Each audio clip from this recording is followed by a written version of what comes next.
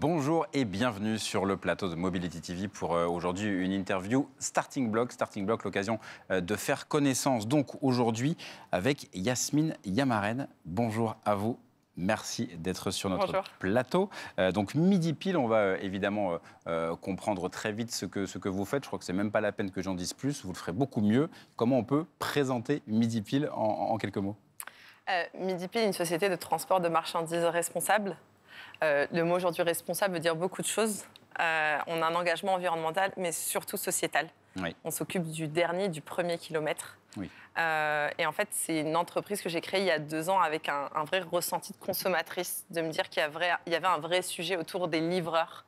J'avais un problème avec la qualité de service. Et je me posais plein de questions et ça a répondu à... Et avec Midi Pile, je pense aujourd'hui avoir répondu à ces problématiques. Donc effectivement, on pense livraison responsable, éco-responsable. On va parler des véhicules, mais le point de départ, peut-être le plus important, en tout cas ce qui a tout démarré pour vous, c'est cette logique de se dire qui on met dans ces véhicules pour faire ces livraisons. Oui, c'est ça. Oui, c'est vraiment ça. C'était vraiment en plein Covid.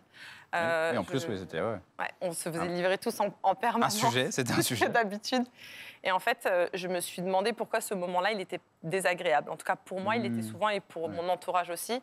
Et en fait, je me suis rendu compte qu'en France, le métier de la livraison n'était pas du tout qualifié.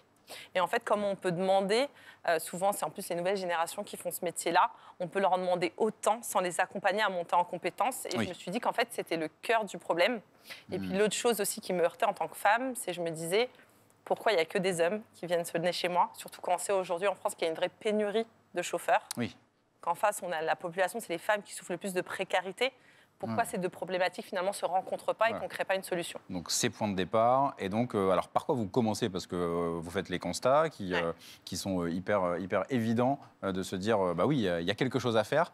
Et par quoi vous commencez? Est-ce qu'il y a suffisamment de femmes qui sont formées? Est-ce qu'il faut aller chercher des profils, justement les former, les aider, les accompagner? Comment ils se sentent bien, donc chez Midi Pile en l'occurrence, mais en tout cas dans leur métier, pour que ça transparaisse jusqu'au client? Parce que c'était vraiment le point de départ. C'est exactement ça.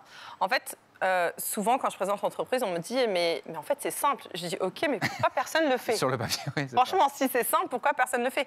En fait, déjà, pour la partie qualification, on accompagne vraiment nos livreurs à comprendre le métier, les enjeux de leur métier. Il y a une part de sécurité, de responsabilité. Oui, c'est pas bonjour, vous voulez faire ça, merci, allez-y. C'est exactement ça. Ouais. Donc il y a une vraie montée en compétences. Alors en fait, il y a une formation en entrée qui prend 2 semaines et en fait, moi j'estime qu'on ne cesse jamais d'apprendre.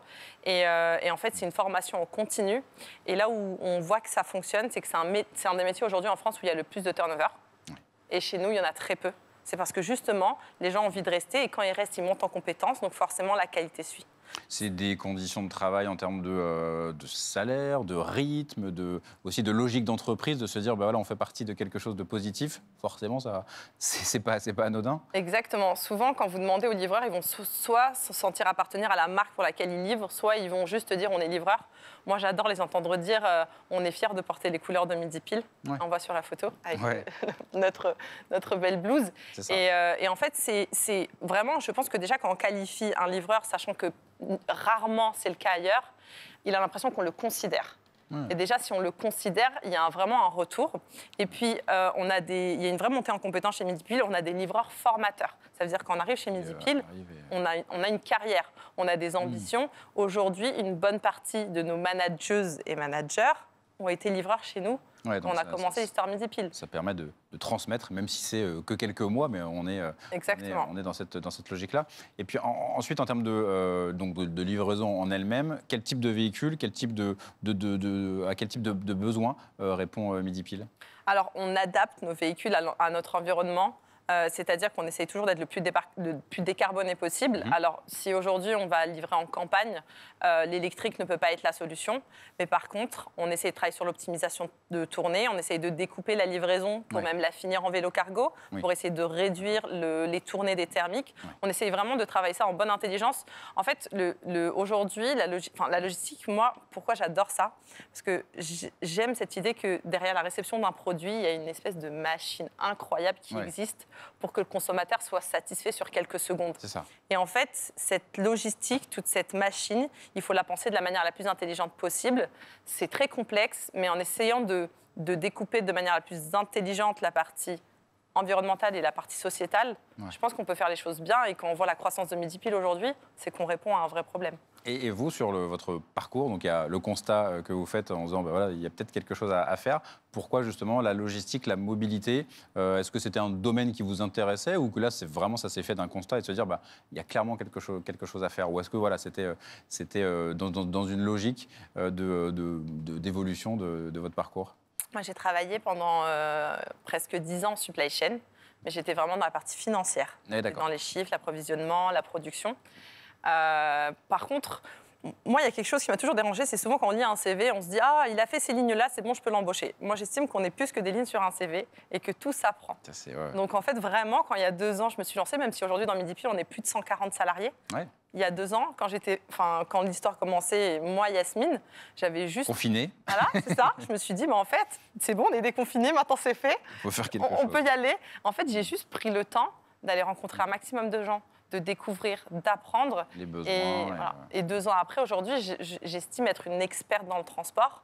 Ça prend du temps, mais j'ai su aussi m'entourer. C'est pas un chemin qui se fait seul. C'est ça. Mais ça fonctionne.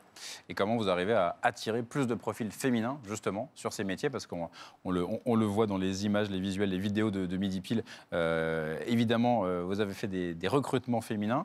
Est-ce que, voilà, il faut arriver à attirer différemment, à rassurer peut-être, je ne sais pas, sur ce métier qui est, vous l'avez dit, hyper masculin au départ? En fait, c'est vrai qu'au début, quand je prends le pari de me dire, allez, on va recruter des femmes et qu'on reçoit 98% de CV d'hommes, on se dit, bon, ça va pas être facile. Et en fait, finalement, on fait un travail de sensibilisation aux femmes, au métier du transport. Et ça, par contre, on ne peut pas le faire tout seul. Quand on arrive dans une ville, déjà, on est accompagné par Pôle emploi. Et ça, c'est génial. Ouais. Ça nous permet de nous adresser aux femmes. Et en fait, les femmes viennent tester le métier. D'accord. On prend le temps de faire des semaines de découverte. Ouais. Histoire de ne pas les lancer dans le bain et de prendre ce temps de sensibilisation, de rassurer aussi les femmes. Et ça va dans donc les grandes villes pour du vélo, pour des 2 roues et d'autres. Des camions. Voilà, c'est ça.